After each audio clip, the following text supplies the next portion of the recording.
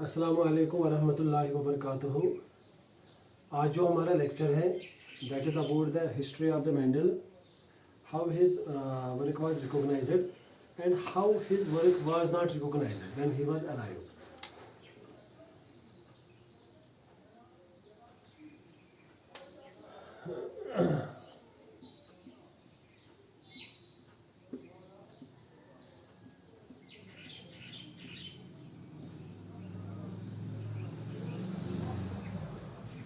Gregor John Mendel इनका पूरा नाम था और इनका जो लाइफ स्पैन है that was from 1822 to 1884।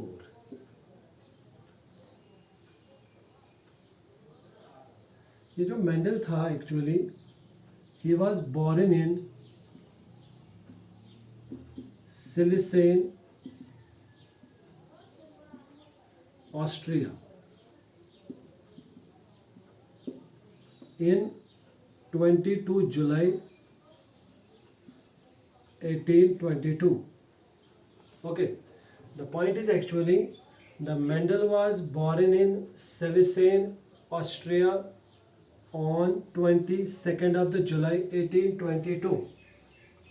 So then he got his early education in his native village. जो इसका अपना नेटिव विलेज था वहीं पे इसने अपनी जो प्राइमरी एजुकेशन थी तो वहीं पे उसने वो की कंप्लीट। तो फिर इन 1843 he joined in the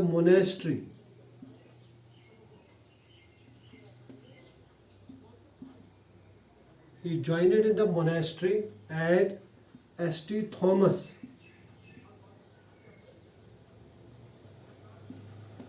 Brunn in Austria. Point is actually, so he was born in 22nd of the July 1822. Then in the he obtained his early education in his native village. Then he joined in the monastery, what is called Augustinian monastery at St. Thomas Brunn, which was in the Austria. Then he joined in 1843. Then 1847 में इसको इस monastery का Abbott बना दिया गया। Abbott means head. 1847 में। Then 1851 में ही went to the university of Vienna to study the botany and the physics. तो मैं यहाँ पे लिखूंगा went to University of Vienna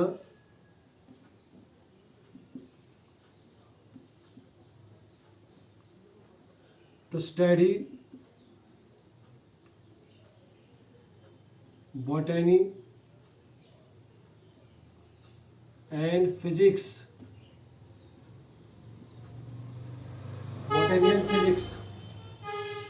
Then in 1853 he returned back.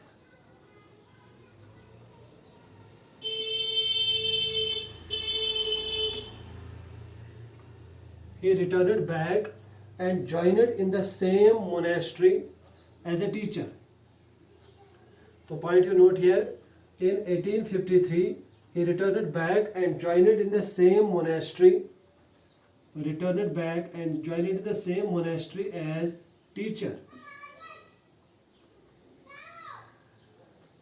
Then जो इसका वहाँ पे वो एरिया था, इस मोनेस्ट्री का एरिया था, वहाँ पे बहुत सारे पी प्लांट्स चला करते थे। तो इसने उस जो पी प्लांट्स थे इसने उनमें कंट्रास्टिंग कैरेक्टर्स देखे। तो उन कंट्रास्टिंग फीचर्स की वजह से इसको जहन में ख्याल आया तो ये क्या है एक्चुअली। तो इसको रिसर्च की चाह बढ़ी तो इसने अपनी रिसर्च स्टार्ट की। देन एक्चुअल रिसर्च ही started in 1856 to 1863. That means he started his research in the 1856 and completed his research in 1863. That means 7 years को इसने रिसर्च की। 7 years को। तो इसने जो अपनी रिसर्च स्टार्ट की that was about the pea plant. That was about the pea plant. इस पी प्लांट का जो बॉटेनिकल नेम है दैट इज पाइसम सटाइवम।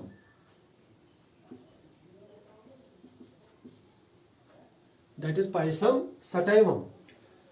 ये जो पी प्लांट है it belongs to the family Fabaceae.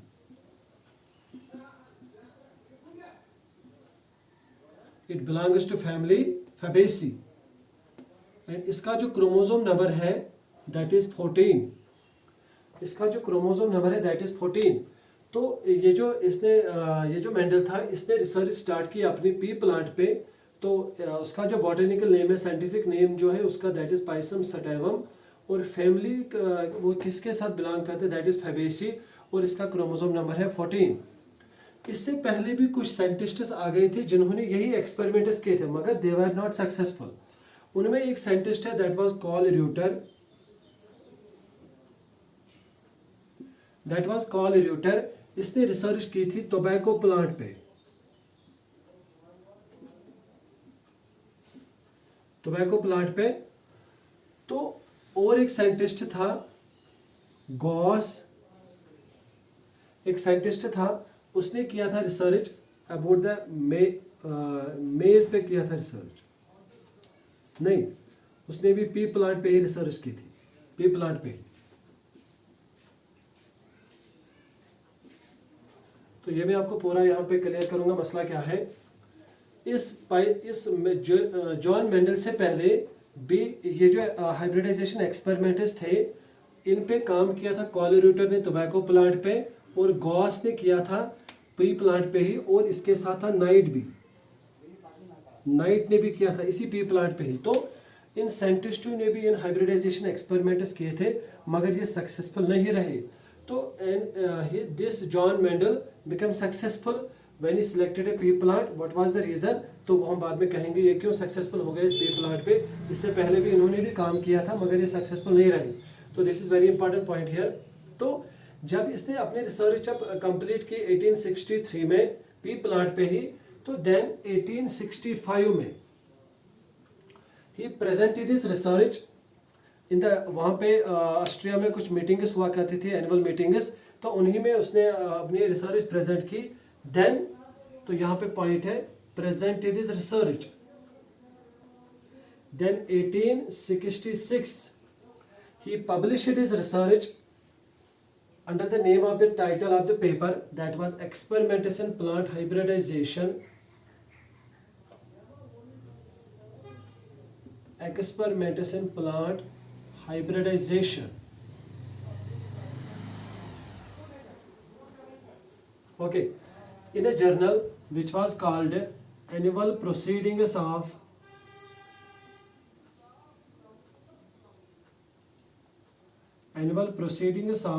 Brunn Natural History Society. Natural History Society. Okay. तो this is is history. 1822 में ये इसने जन्म लिया।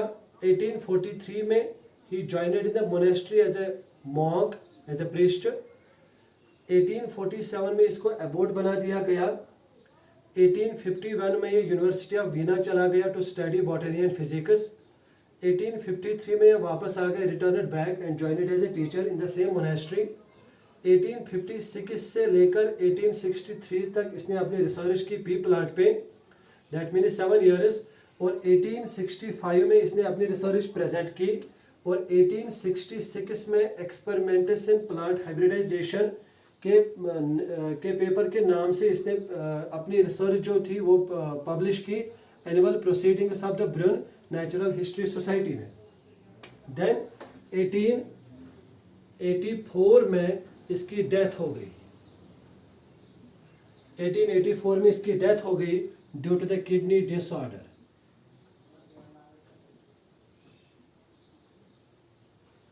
Due to the kidney disorder.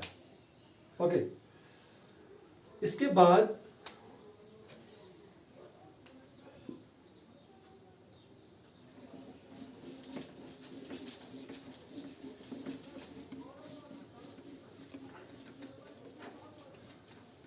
इसके बाद why his work was not recognized when he was not alive। क्या क्या रीजंस हो गए इसको कि इसको जो इसने जो अपनी रिसर्च की थी ये सक्सेसफुल बट ये रिकॉग्नाइज क्यों नहीं हुई, लोगों को क्यों नहीं तब समझ आई इसकी जो ये रिसर्च थी। तो व्हाट वर द रीजंस। पहला जो रीजन था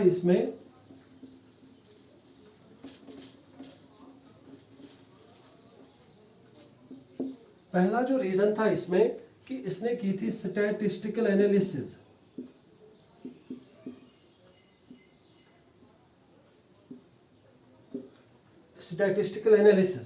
तो ये जो मेंडल था, जो इसकी रिसर्च थी, इसने ऐसे इसको स्टैटिस्टिकल एनालिसिस की थी कि लोगों को समझ ही नहीं आई, लोगों को स्टैटिस्टिकल कॉन्सेप्ट्स नहीं थे ज़्यादा। तो जो इसने अब एनालिसिस की थी इसको तो लोगों को समझ नहीं आई। तो ये एक रीज़न बन गया कि why his research were failed at that time. दूसरा जो पॉइंट है इसमें कि इसको नजली ने कहा था इसको कि आप हॉकबीट पे रिसर्च करो। तो जब इसने हॉकबीट पे रिसर्च की, यही हाइब्रिडाइजेशन एक्सपेरिमेंट्स, तो then he was not successful. तो ये खुद को भी कन्विंस नहीं कर सका। तो जब ये खुद को भी कन्विंस नहीं कर सका तो automatically his research got failed at that time.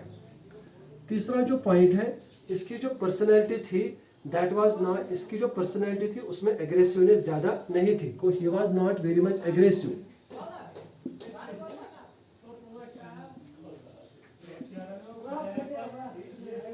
Aggressive नहीं था, मीन्स कि ये ज़्यादा इसकी डेवलप्ड पर्सनैलिटी नहीं थी। चौथा जो पॉइंट है, 1859 में डार्विनिस्ट थ्योरी ऑफ एवोल्यूशन आ गई थी।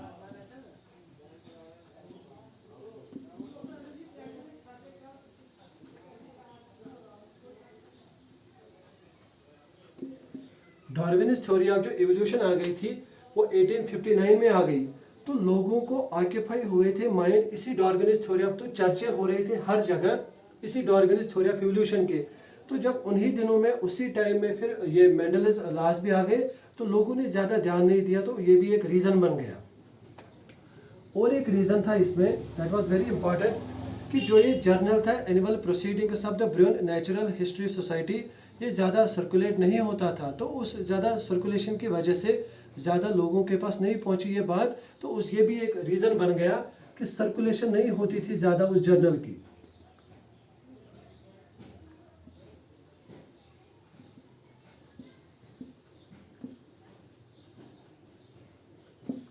तो ये कुछ रीजंस थे कि इसकी जो वर्क थी, इसकी जो रिसर्च थी, वो तब लोगों को समझ क्यों नहीं आई जब इससे पहले इसकी मौत हो गई थी। तो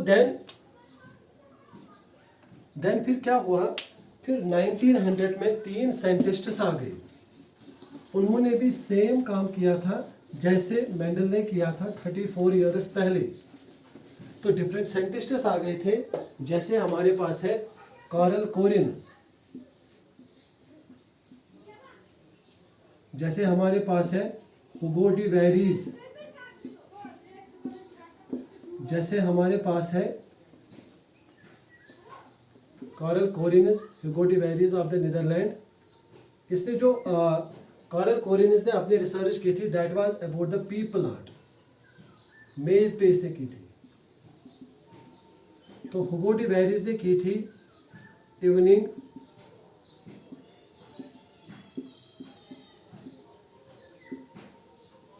प्राइम रोज। और एक था साइंटिस्ट एरिक वॉन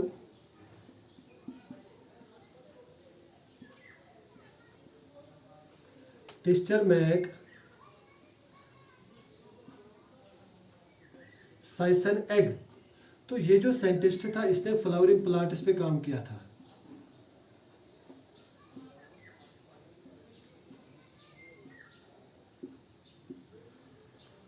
इसने डिफरेंट फ्लावरिंग प्लांट्स पे काम किया।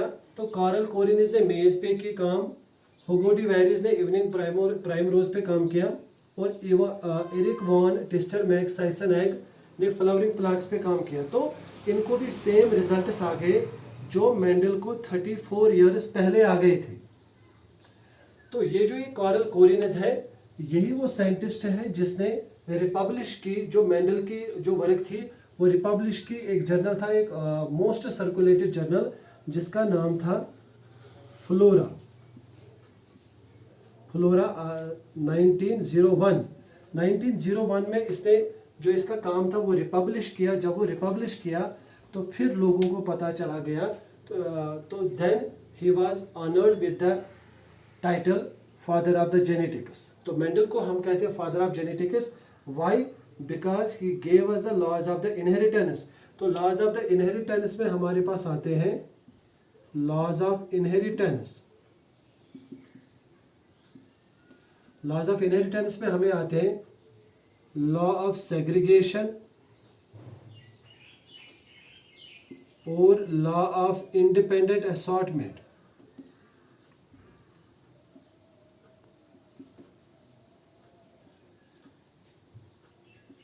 इंडिपेंडेंट असॉर्टमेंट, इन दो लॉज की वजह से इसको हम कहते हैं फादर ऑफ जेनेटिक्स। तो इनको भी वैसे ही आ गए थे मगर इनको लेट आ गए, बट ईमानदार थे तो इन्होंने उस काम को और निकाला और रिपब्लिश के एक मोस्ट सर्कुलेटेड जर्नल में, that was known as Flora. तो फिर इसको खिताब दिया गया फादर ऑफ द जेनेटिक्स। तो दिस इज, हमने पढ़ा आज कि हिस्ट्री ऑफ द मेंडल, इसकी जो वर्क थी वो क्यों नहीं रिकॉग्नाइज हो गई, तो देन वो कैसे रिकॉग्नाइज हो गई। तो जो इसमें बाकी लेक्चर्स है इंशाल्लाह बाकी। तो थैंक यू।